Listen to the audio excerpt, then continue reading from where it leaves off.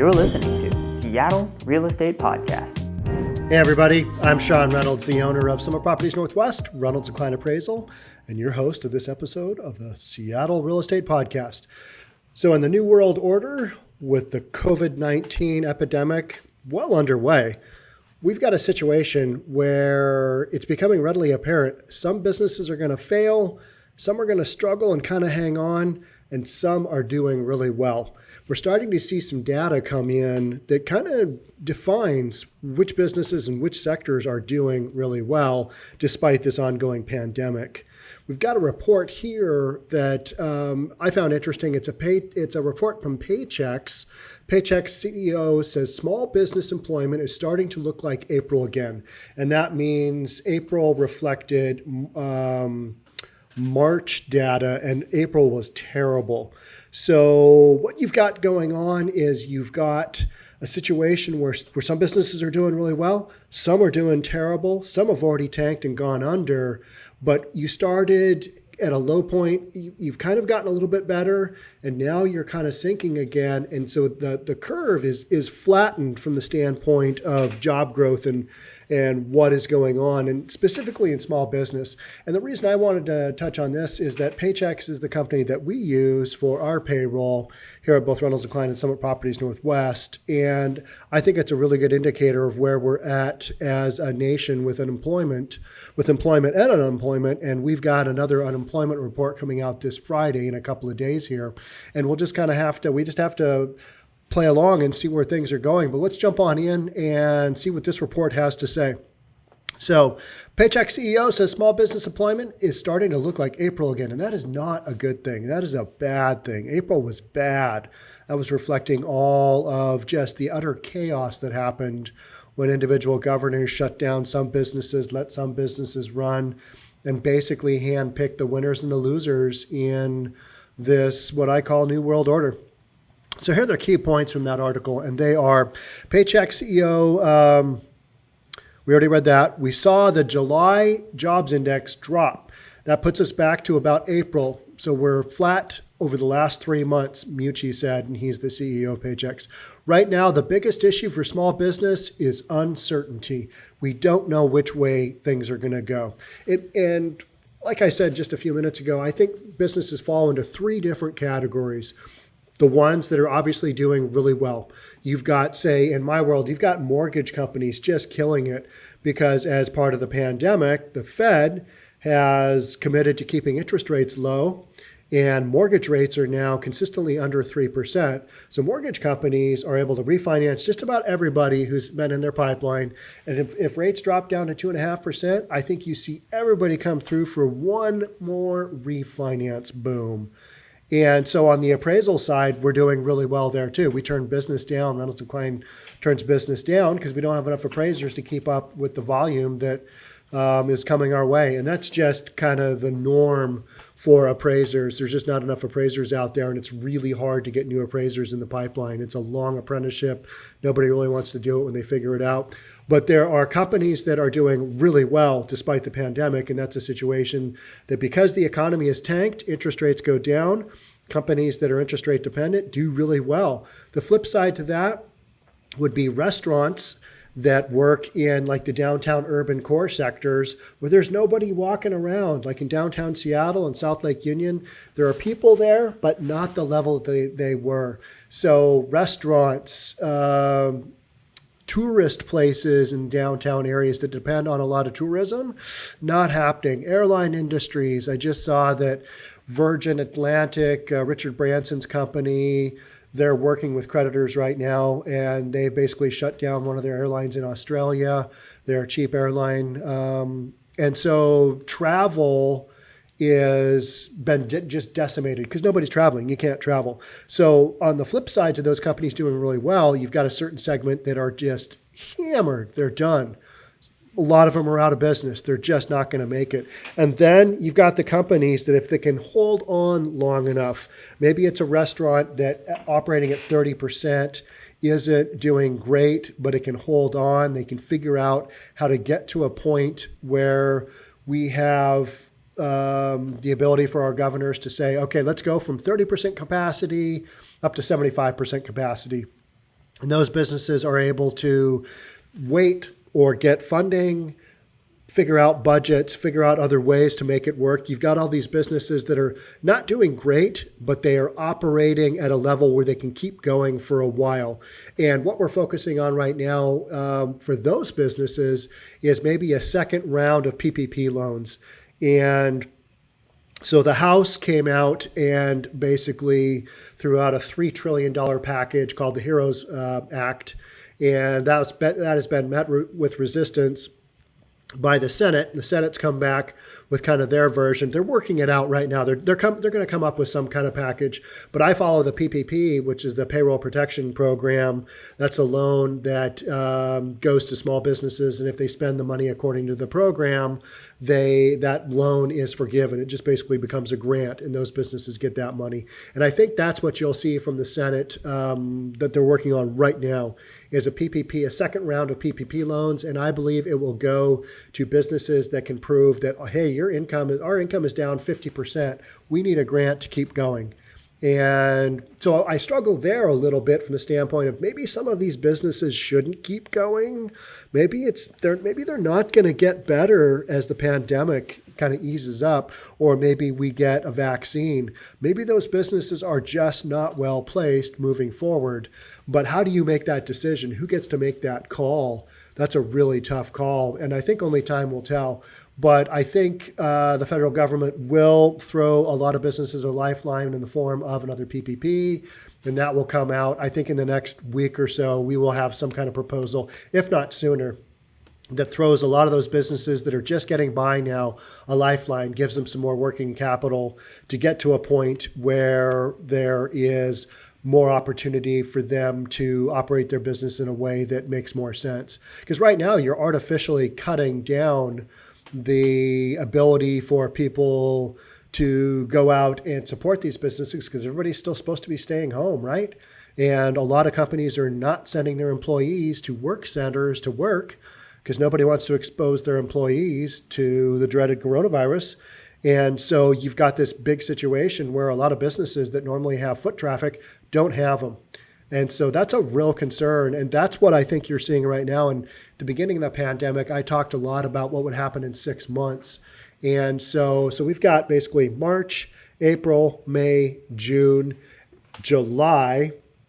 And now in August, we're starting to see that data come through. And I talked a lot about 6 months from now, back in the beginning of April. What does the landscape look like 6 months from now? And I think some of the stuff that you're seeing come through as far as information is all of those businesses that either have failed initially or are failing or have gone under.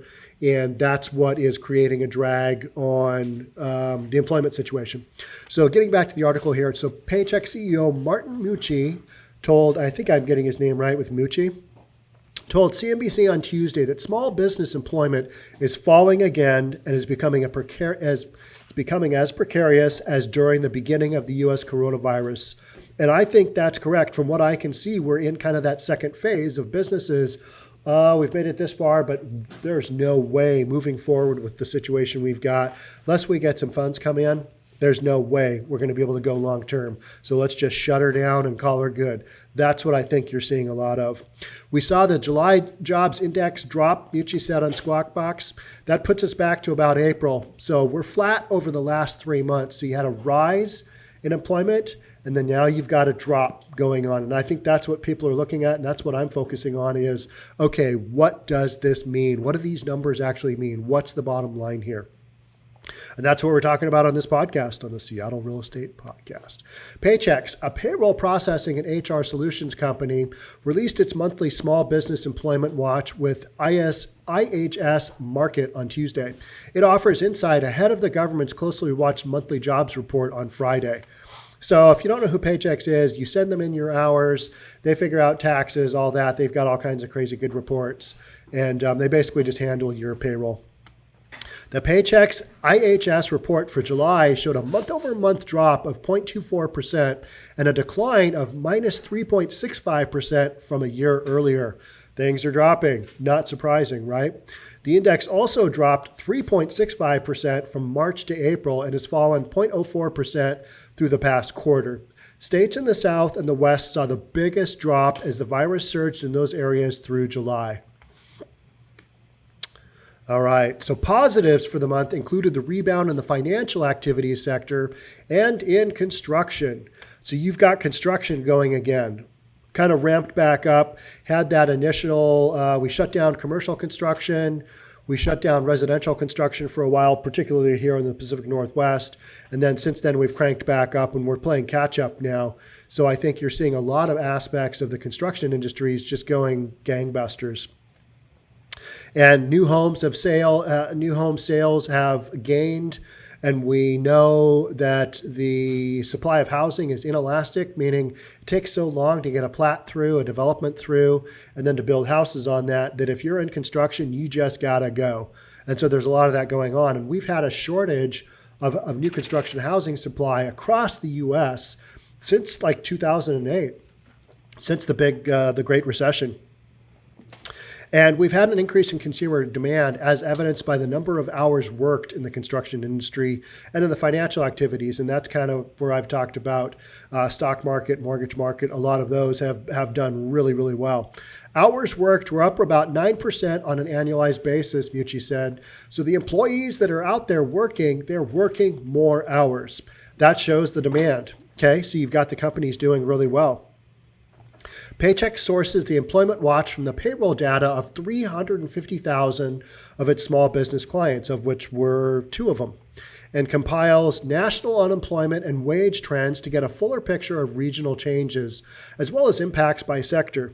As employment growth stagnates across the country for small businesses, 𝑬𝒔𝒕𝒍𝒆 said, the report showed the continued need for an extension to the Paycheck Protection Program to be included in the next stimulus plan. I don't think anybody questions that.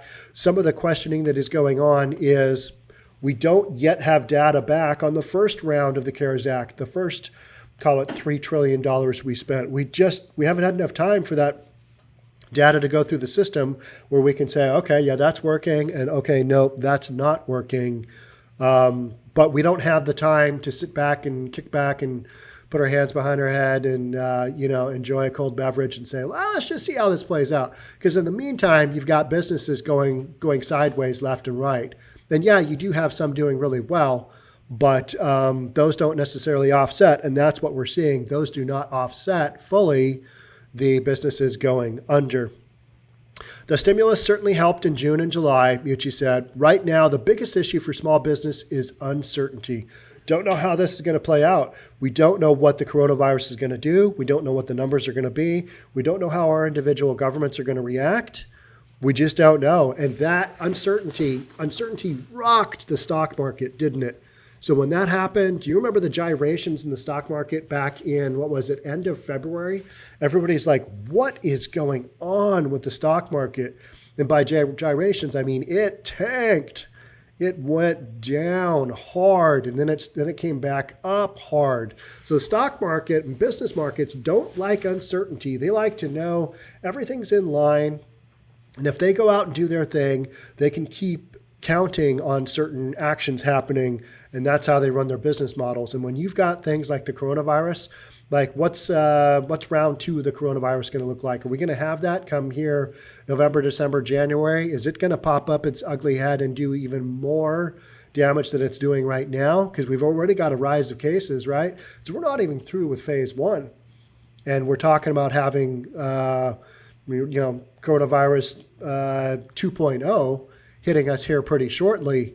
And so we don't really know what that looks like. So uncertainty for business is huge because you're looking forward going, oh, I don't really know what can I expect. Should I hire another guy?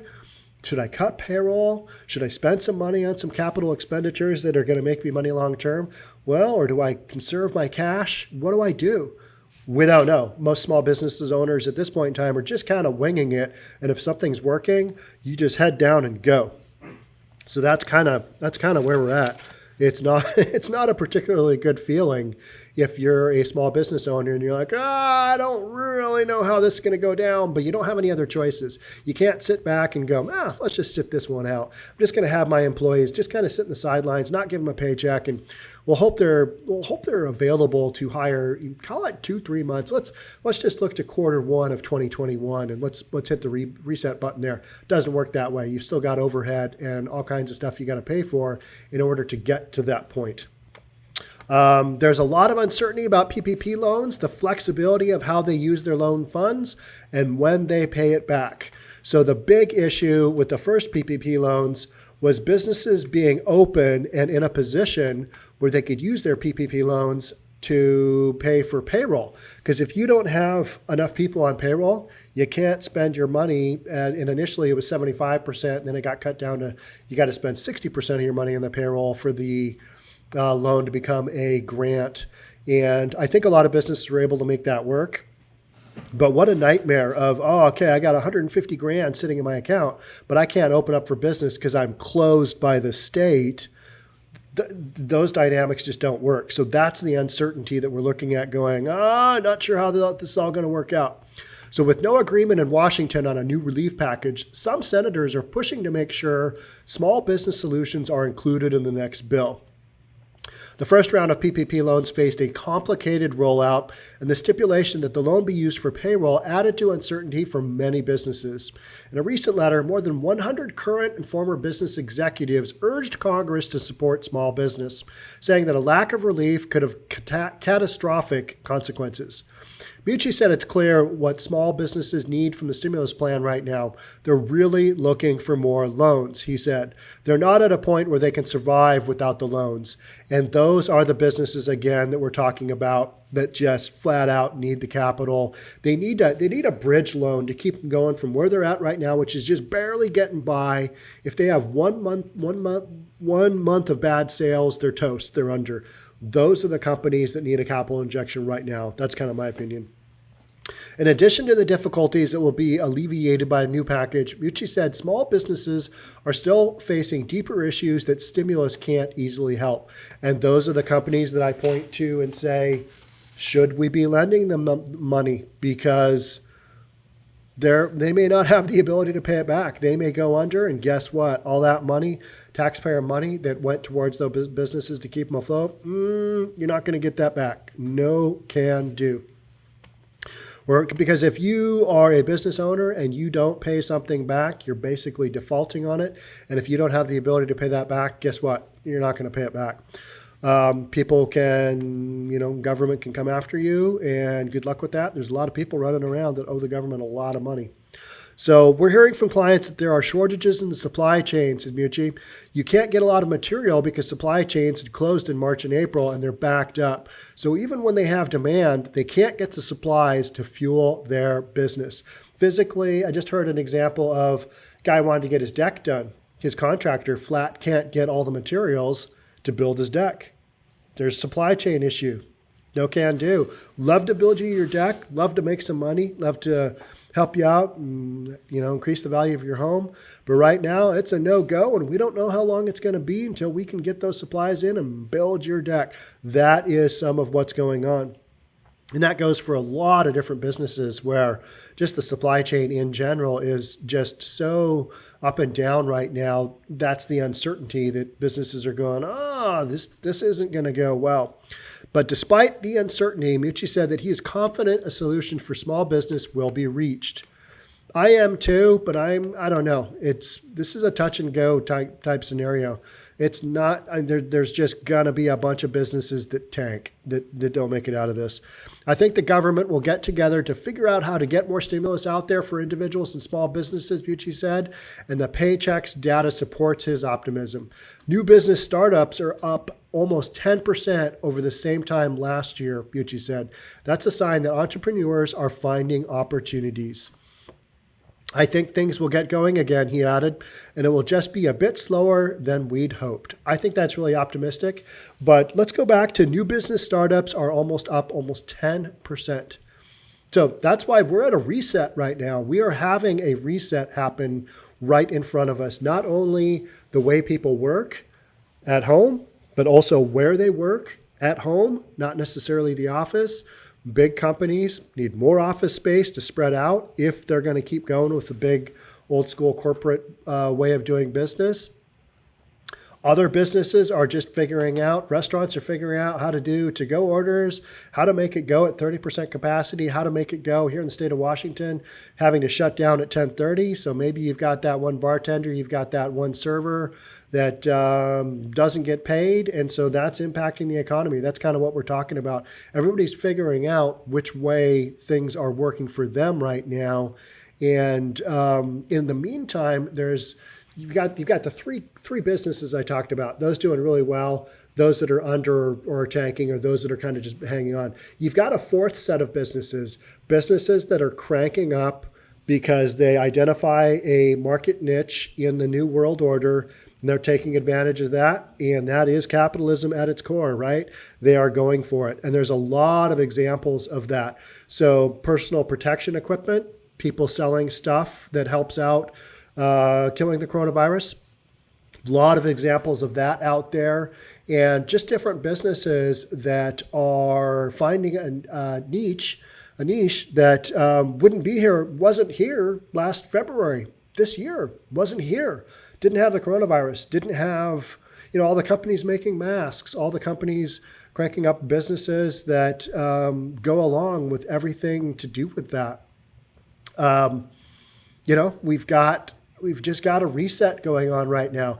And I think you're going to hear more and more about businesses that have gone under. We're seeing more of that. But also you're going to hear more success stories of, okay, this company has reacted this way, and here's what they are doing. Because that is the basis of capitalism, is when it's a moving situation. And this has been moving super fast, because when you have a situation where some businesses are literally shut down and they're not able to work from home, that's picking the winners and that's picking the losers. And I think governors are doing the best they can to move things along. But a lot of times they have to make a judgment call. And yeah, there are winners and there are losers. And that's just where we're at. But in the meantime, you've got other businesses popping up that are like, all right, here's what we're going to do. We're going to make this work. So as we have more data come through, I will share that with you here on the Seattle Real Estate Podcast. But for you business owners out there, and I know I've got a lot listening, hang in there. If you've got a solid business plan and you really feel like you can make it through, I think you will be getting some support from the Fed very soon. I think the plan is going to be in place within the next week, 10 days. And then I think it took a month to roll out the PPP last time. And I think that'll be quicker this time. I think you'll have maybe a 3-week rollout. I'm just throwing out numbers here because they've got the mechanism in place to make that work.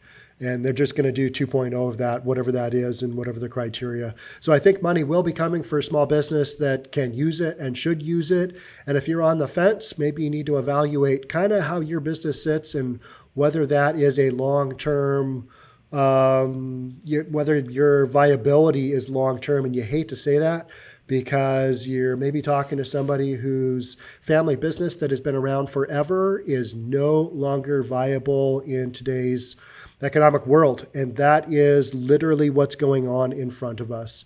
So as we have more of this data kind of pop up, and I think over the next 6 months through the end of 2020, you're going to see a lot of information come at you, and I will try and handle it and interpret it as best I can here on the Seattle Real Estate Podcast. So thank you so much for tuning in. Love to have you share this content. That really helps our channel grow. That really helps our podcast grow. Also, subscribe to the channel. That way you get notified. You get access to all of our podcasts as they come out. We're podcasting at least once a day, sometimes twice a day right now. So again, I'm Sean Reynolds, the owner of Summit Properties Northwest, Reynolds and Kline Appraisal. Thank you so much for tuning in to this episode of the Seattle Real Estate Podcast. We will catch you on the next one. Bye for now.